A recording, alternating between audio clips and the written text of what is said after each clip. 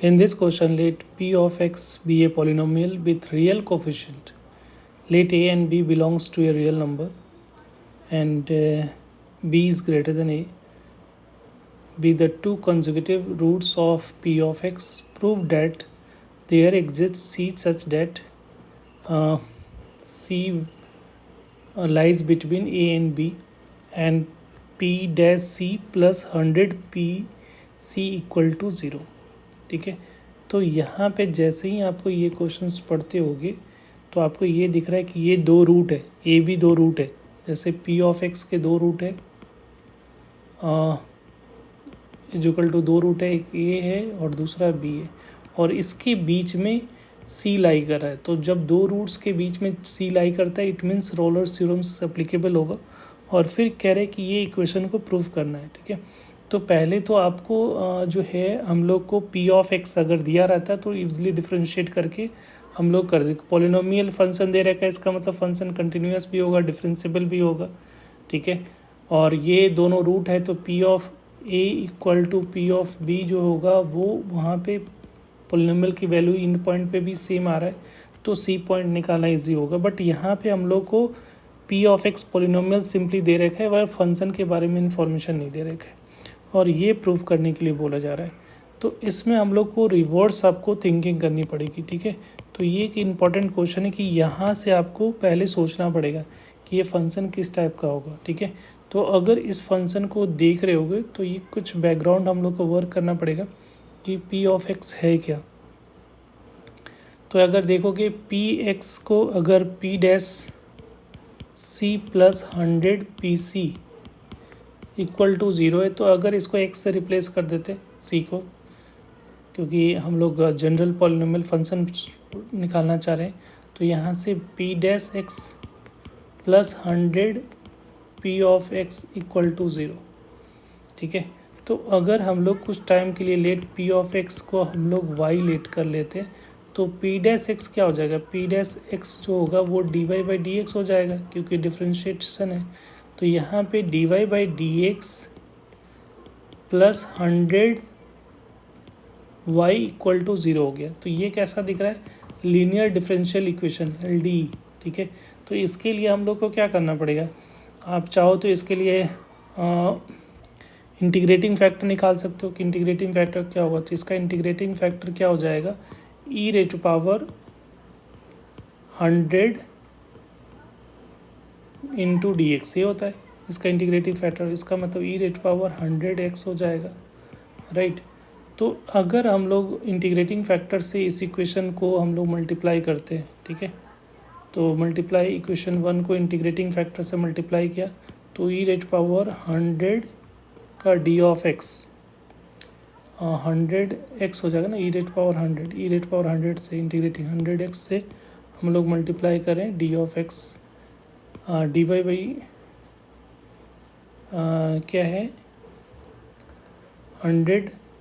इस इक्वेशन को इक्वेशन 2 को कर लो, इक्वेशन 2 को कर लेते हैं. तो d y by d x हो जाएगा प्लस ये हो गया 100, sorry e raise to power 100x into 100 y equal to zero, ऐसा आ रहा है क्योंकि इस equation 2 multiply with integrating factor हम लोग कर रहे हैं. तो यहाँ से अगर इसको ध्यान से देखोगे तो ये जो है प्रोडक्ट रूल को फॉलो कर रहे हैं.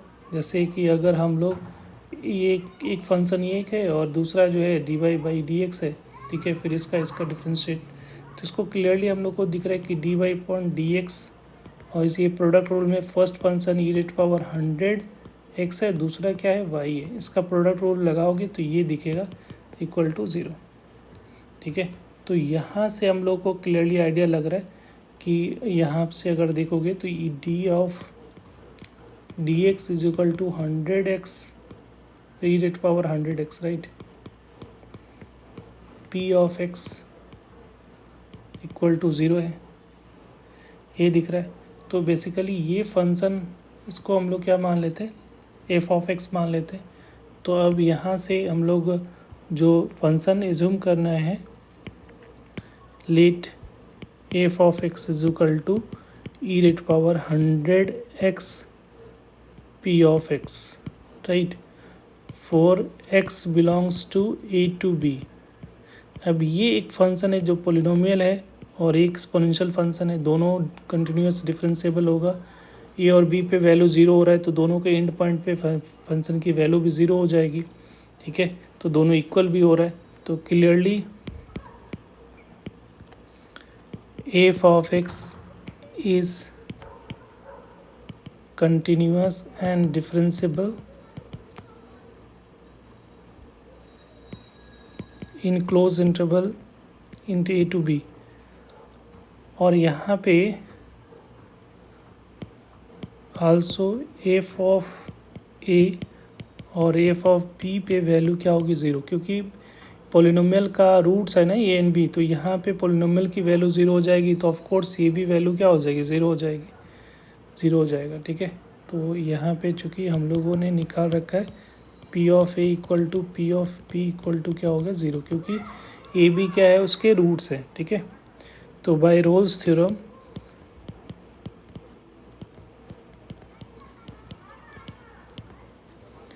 there exists at least one root, at least